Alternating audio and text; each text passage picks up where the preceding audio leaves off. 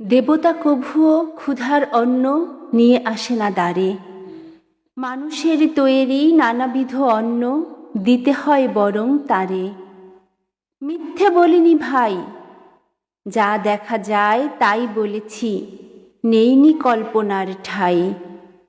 দেখেছি রাস্তার পাশে বস্তি হতে একটা শিশু রোজ ফুল বেচতে আসে।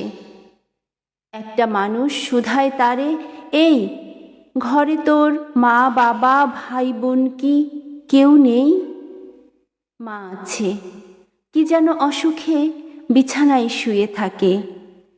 বাবা নেই, তাই ফুল বেচে খাওয়াই আমি তাকে।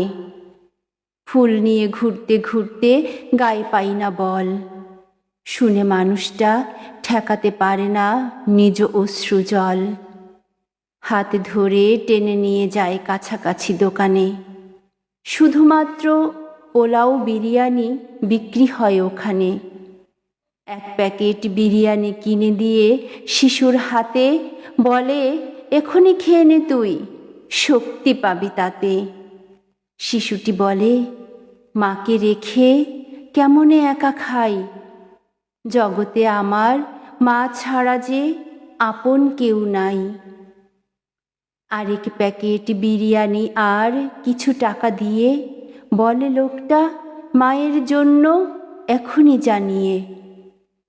শিশু ভাবে, ফুল বেচতে আসি যে রোজ রোজ, আজকে শুধু পেলাম এক মহান দেবতার খোঁজ।